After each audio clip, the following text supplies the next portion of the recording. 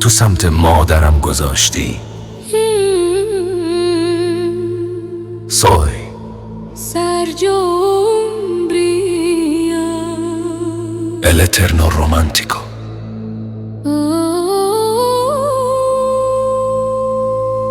ساعت 11 مهدیس، ساعت 9 صبح بود وقتی به خواب ابدی مرگ فرو رفتی.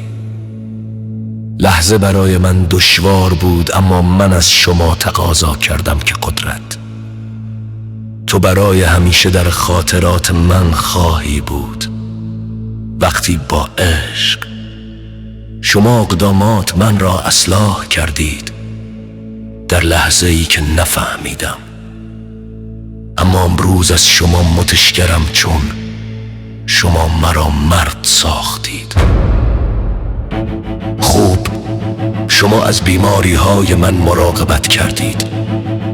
همچنین آن لحظه تصادف من تو بودی که کنارم بود مادر، فرشتی خالص و زیبا.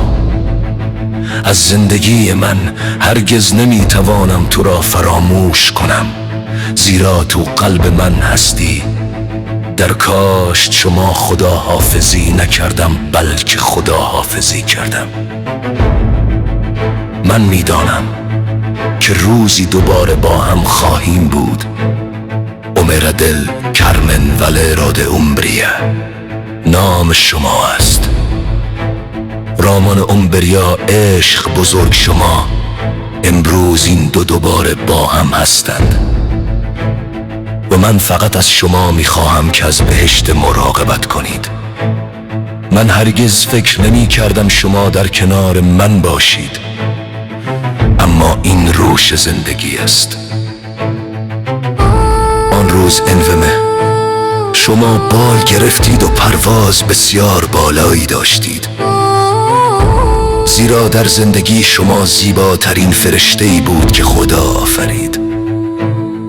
مادر، من لحظه‌ای که آخرین بار تو را دیدم به یاد می آورم. آن روز مادرم هرگز فکر نمی کردم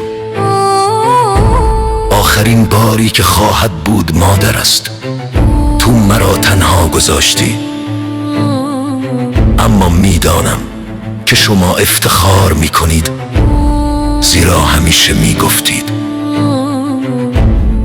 روزی که می میرم می خواهم همه فرزندانم را ببینم. متاهل برای تسکین درد.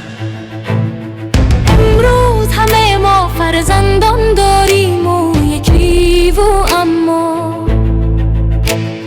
اگر از خانواده های ما آسایش دریافت کنیم، مادر همیشه مرا برکت ده و هرگز از آمدن صبح برای من بوسیدن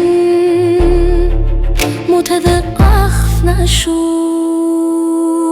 و در شبها شما فرشته شده اید و من میدانم که شما با پدرم، با مادر بزرگم، با برادرم خانه خوزه و با همه کسانی که آنها قبل از شما باقی مانده اند به من قدرت دهید، زیرا این ما هستیم.